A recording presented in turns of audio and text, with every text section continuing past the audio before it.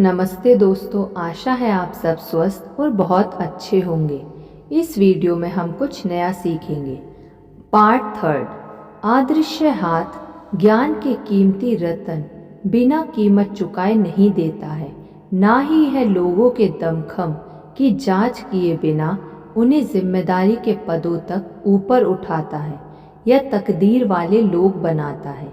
यह जांच की प्रक्रिया आम तौर पर तब होती है जब हमें इसकी सबसे कम उम्मीद होती है। अचानक ही यह हमें जकड़ लेती है और हमें अपने सच्चे व्यक्तित्व के सिवा किसी दूसरी चीज को प्रकट करने का मौका ही नहीं देती है।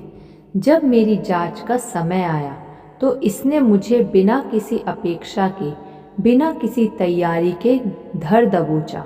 खास तौर पर इसलिए क्योंकि मैंने अपनी रक्षा मानव निर्मित उपकरणों के अलावा किसी दूसरी चीज से नहीं की थी। मैंने खुद पर ज़रूरत से ज़्यादा भरोसा किया था और अदृश्य हाथ पर ज़रूरत से कम भरोसा किया था। मैं एक सुखद मध्यम मार्ग नहीं खोज पाई थी जहां मैं पर्याप्त लेकिन बहुत ज़्यादा नहीं स्वावलंबन रख सकूं। फलस्वरूप मेरे आखिरी और सबसे मुश्किल मोड़ की बदौलत मुझे काफ़ी दुख झेलना पड़ा। इस दुख से मैं बच सकती थी अगर मानवीय घटनाओं का मेरा ज्ञान और उन्हें नियंत्रित करने वाली मेरी शक्ति का ज्ञान थोड़ा ज़्यादा संतुलित होता। जैसा मैं बता चुकी हूँ, मैं इस दृढ़ विश्वास के साथ अपने इंद्रधनुष के छोर की ओर बढ़ रही थी कि पृथ्वी की कोई चीज़ मुझे इस तक पहुंचने और मेरे स्वर्ण कलश पर दावा करने से नहीं रोक सकती, और हर उस चीज को हासिल करने से भी जिसकी इस महान पुरस्कार की सफलतापूर्वक खोज करने वाला आशा कर सकती है। साफ आसमान से बिजली गिरने जैसा सदमा मुझे अचानक लगा। असंभव घटित हो गया था। मेरी पहली पत्रिका रातों रात मेरे हाथों से छीन ली गई, बल्कि इसका इस्तेमाल मुझे अस्थायी तौर पर पराजित करने वाले हथियार के रूप में भी किया गया। एक बार फिर लोगों ने मुझे धोखा दिया था और मैं उनके बारे में बुरे विचार सोचने लगी। यह मेरे लिए जबरदस्त झटका था जब मुझे यह एहसास हुआ कि स्वर्णिम नियम में कोई सच्चाई नहीं है जिसका विवरण मैं न सिर्फ अपनी पत्रिका के पन्नों के जरिए और आमने सामने के व्याख्यानों में लाखों लोगों के सामने कर रही थी, बल्कि इसके अनुरूप जीने की भी पूरी कोशिश कर रही थी। यह परीक्षा का चरम पल था।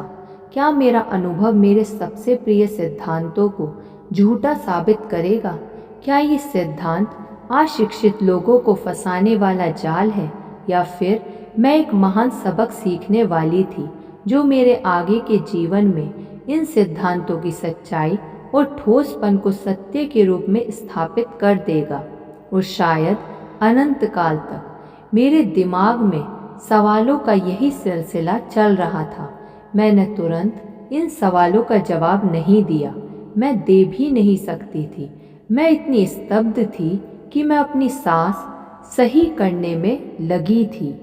मैं यह उपदेश दे रही थी कि कोई इंसान दूसरे व्यक्ति का विचार, योजनाएं या सामान चुराकर समृद्ध नहीं हो सकता, जबकि मेरा अनुभव इन सब लिखी या बोली बातों को झूठ साबित कर रहा था, क्योंकि जिन लोगों ने मेरे हृदय और मस्तिष्क के शिशु को चुराया था वे न सिर्फ समृद्ध हो रहे थे, बल्कि दरअसल इसका इस्तेमाल एक साधन के रूप में कर रहे थे ताकि वे मानव जाति के हित में विश्वव्यापी सेवा करने की मेरी योजनाओं पर पानी फेर दे।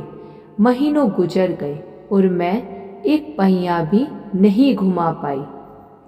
आगे की वीडियो पार्ट 4 में मिलेगी आपको।